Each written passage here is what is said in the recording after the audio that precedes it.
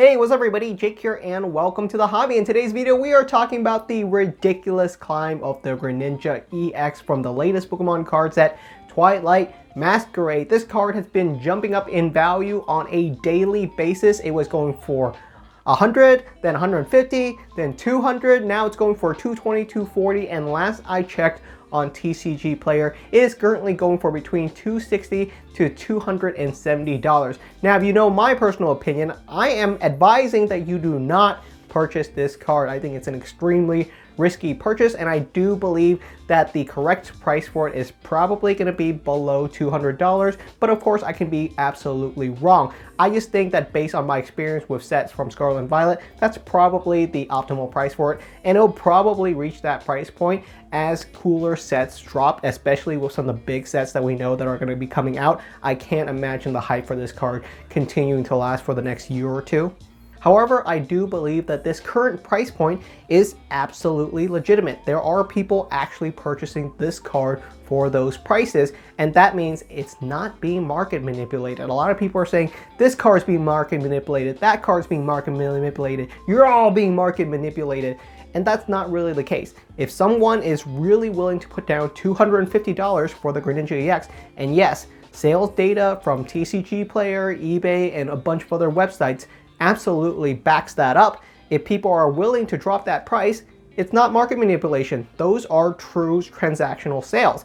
And if someone out there, for their God-given crazy mind, wants to pick up 100 Greninja EX for $250 a card, which is an absolute gargantuan amount of money and a massive amount of risk, because just the amount of effort to do that is insane.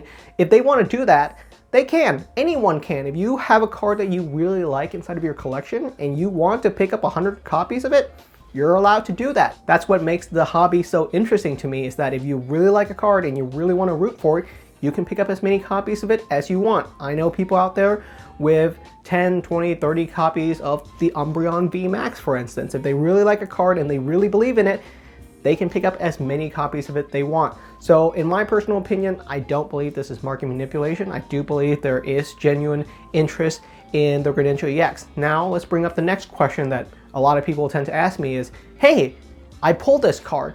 Should I sell it or not? Should you sell a really expensive card that you just pulled? So this is a general question that I think can fit for any set from here till the end of time. If you pull a super expensive card, what do you do with it? Do you sell it? Because that is a true dilemma. So my personal opinion is that if you pulled the card yourself, you most likely do not want to sell it. In a lot of cases, that story is probably one that you want to keep long term. The fact that you pulled the card yourself makes it a lot more special than any card from a card shop or vendor or you purchase online. It's a completely different story, especially if you pulled it with other people. It's just a different kind of experience, and those tend to have more intrinsic value to me personally. So if you do want to sell a card that you pulled yourself, just make sure that it's not one that you regret. There's plenty of cards that I've sold.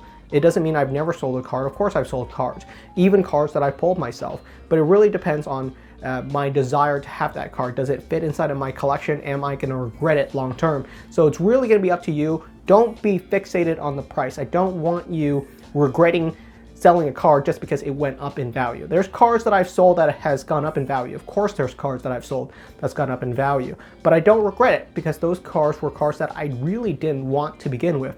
So if you pull the Greninja EX, just ask yourself, do you want this card? Or is this going to be a story that you're going to want to tell your kids? Is it going to be something that you're going to display? Are you going to be proud of this card and brag about pulling this card and how valuable it is now? If that's who you are, you may want to keep that card because that's going to be a fun story to chase and say, heck yeah, I pulled this Twilight Masquerade card that is super rare. I got it for practically free because obviously you pulled it yourself, and now it's worth tens of thousands, which is a fun story. That's going to take years for it to happen, but if you want to chase that story, that's why you would want to keep the card. So if you don't care about that at all, then that's where you would lean towards selling the card. Now, if you don't even have the card, which is actually going to be the vast majority of people watching this video because it is a very rare and challenging pull. I pulled one copy of it for a viewer, so whoever pulled it, congratulations. good for you, but I don't have a copy of the Greninja EX. So my personal opinion is you don't want to pick this card up right now. It's far too risky, and I absolutely believe it's going to dip in price. Obviously, the market has to disagree with me, and I'm sure this card's going to skyrocket to $400 and $500 in the next couple of months. But optimistically, I think long term, the best price point for it is going to be probably below $200 based on other sets, based on what we've seen from the Scarlet and Violet pull rate. With a bunch of other cool cards going down the line, the hype will die down for this card. I think $200 is almost the highest it could possibly go in terms of a long-term price. Obviously, with a brand new set, it's going to go up and down. $260, $270 is kind of bonkers to me right now because it's leaning towards the same price point that the Umbreon V Max was at release, which is really, really shocking. And would I compare the Greninja EX to being the Umbreon V Max of the Scarlet and Violet era? I would say probably not. I think there's going to be cooler cards in the Scarlet and Violet block. We're only halfway through the Scarlet and Violet block, so I think there's plenty of time for Scarlet and Violet to wow us. It hasn't been bad so far. I know some people are scoffing off Scarlet and Violet, but the last 6 sets of Scarlet and Violet has not been bad, especially with some of the special sets like 151 really wowing us. So it's going to be an interesting time for the next 6 more sets, because we've got 6 more sets of Scarlet and Violet, and that is not including the special sets, which we will get a couple more of. So hopefully this has been enjoyable. Thank you so much for watching.